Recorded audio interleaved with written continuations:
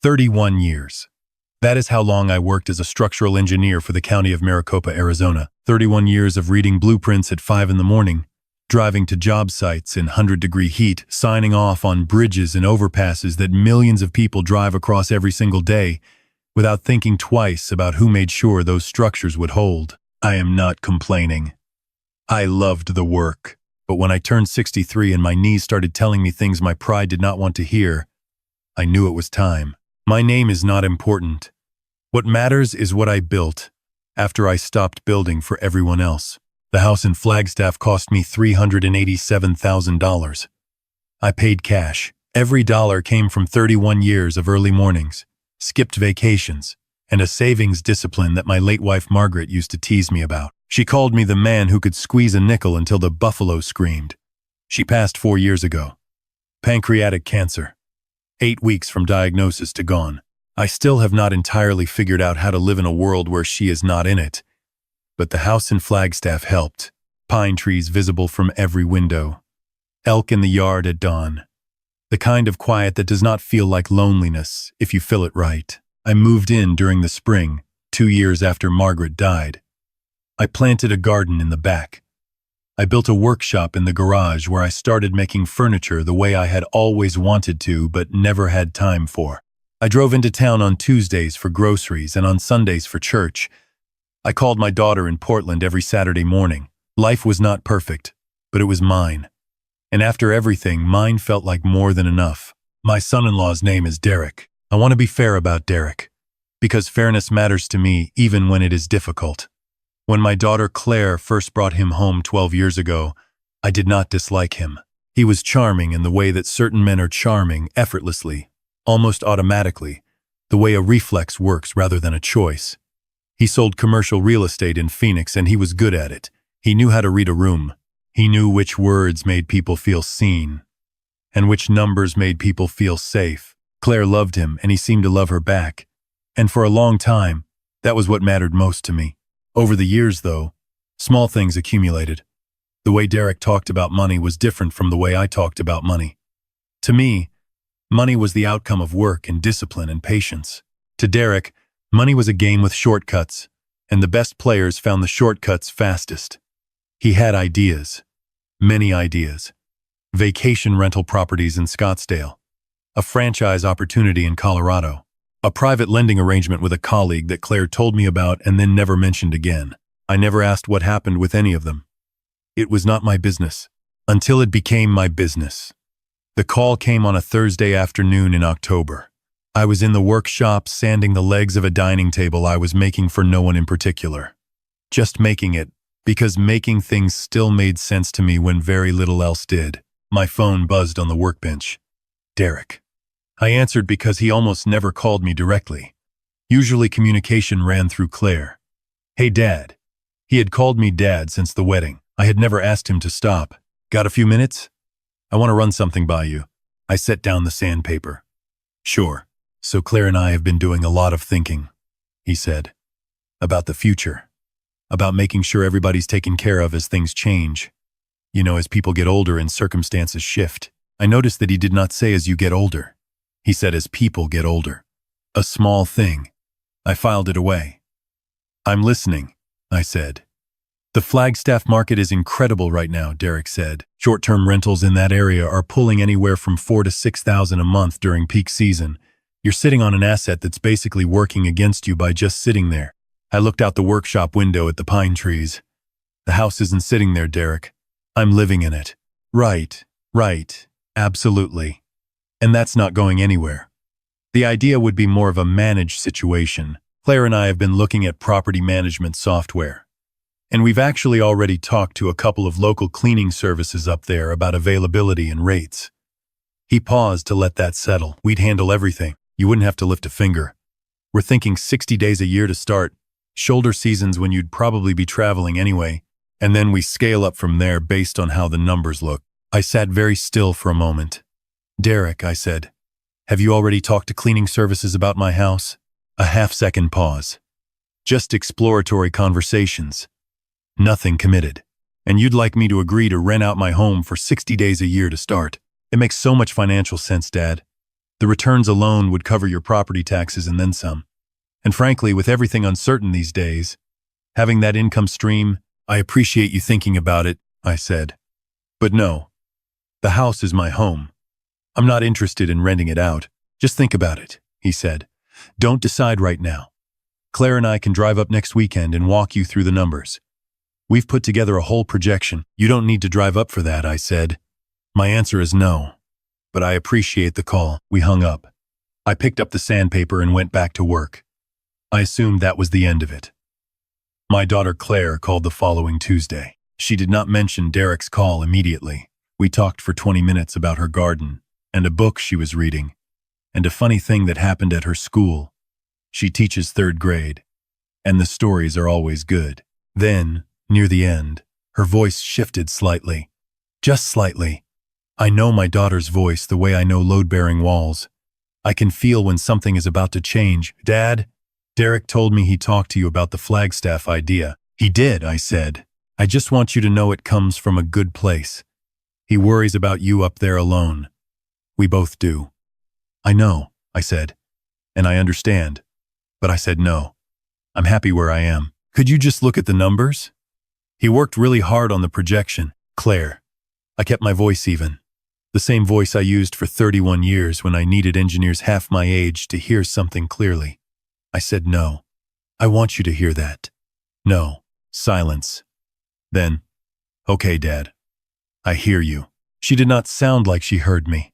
She sounded like someone who had been asked to deliver a message and was now working out how to report back that the delivery had not gone as planned. The following Saturday, Derek and Claire showed up in Flagstaff without calling first. I was in the backyard when I heard the car. I came around the side of the house, and there they were. Derek, in a fleece vest carrying a laptop, Claire with a casserole dish, and a look on her face that was trying very hard to be casual. Surprise visit, Derek said. He smiled the way he always smiled. Brought dinner. We ate. Claire's casserole was good. We talked around the subject for an hour the way families do when everyone knows what the conversation is really about, but no one wants to be the one to start it. Then Derek opened the laptop. The projection was thorough. I will give him that. He had comps from similar properties, occupancy rate estimates, a revenue model broken into seasonal tiers, a management fee structure 12%, paid to a company that I later looked up and found had been registered in Arizona 4 months earlier, with Derek listed as the managing member. I looked at that for a long time. Then I looked at Derek. This management company, I said. That's yours. He did not flinch. Claire and I set it up as part of the overall plan. It keeps everything organized, professionally managed, full accountability. So your plan, I said slowly, is for me to rent out my home, and for the management fees from my home to go to a company you own. It's standard industry practice, Derek said. Every property management company takes a cut. At least this way it stays in the family. I closed the laptop. I handed it back to him across the table. Derek, I've told you no twice. I'm telling you a 3rd time. No. This conversation is over. Claire started to say something. I looked at her not unkindly, but clearly, and she stopped.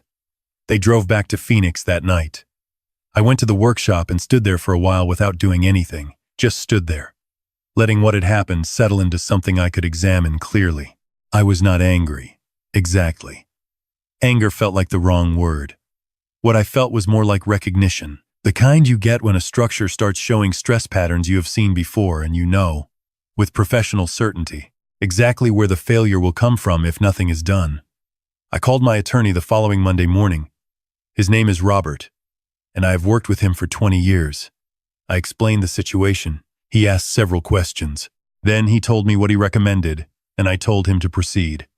Over the next 3 weeks, I did several things quietly. I had the locks rekeyed and installed a keypad deadbolt system on both exterior doors.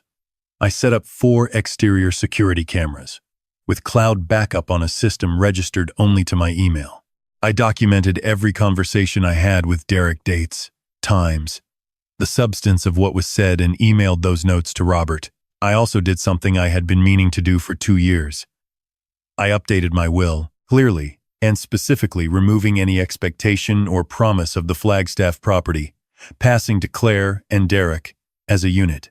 Claire remained a full beneficiary. The property management decisions in any scenario would be determined solely by a trust Robert helped me establish. I want to be clear about something. I was not doing any of this out of spite. I was doing it because I had spent 31 years making sure structures did not fail. The instinct is not retire just because you do. In November, I got a text from Derek. It said, "Dad, I want to apologize for how the last conversation went. I think we got off on the wrong foot. Can we start over? I've been thinking about a revised arrangement that I think you'll actually like." I responded, "I'd rather not revisit this topic." My answer hasn't changed. He replied, "Just hear me out. No pressure." I did not respond.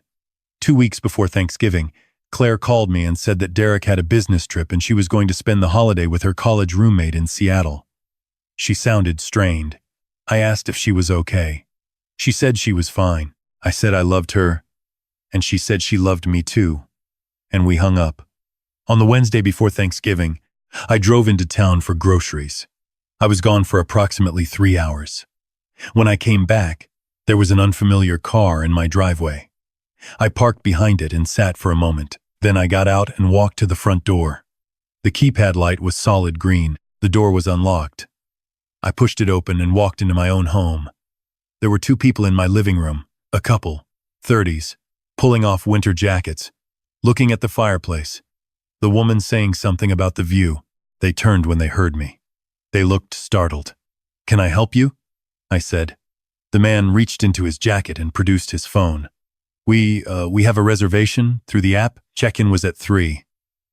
He showed me the screen. A listing. My address.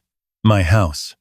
Photographs I had never taken, or perhaps had been taken through the windows during Derek's visit in October. A listing for 5 nights at $320 per night, managed by a company called Pinecrest Stays LLC.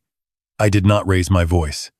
"I need to ask you to wait outside," I said, "while I make a phone call. I'm very sorry for the inconvenience. This is not going to take long." They were decent people. They went outside. I called Robert. Then I called the non-emergency line for the Flagstaff Police Department. Then I sat down in my own living room and waited. What I found out in the following days filled in the picture completely. Derek had registered the listing 3 weeks earlier. He had used photographs taken during the October visit. I could identify specific angles I had seen him casually taking on his phone, which I had thought nothing of at the time. Pinecrest Stays LLC had been registered in Arizona 6 days before Thanksgiving, separate from the earlier management company.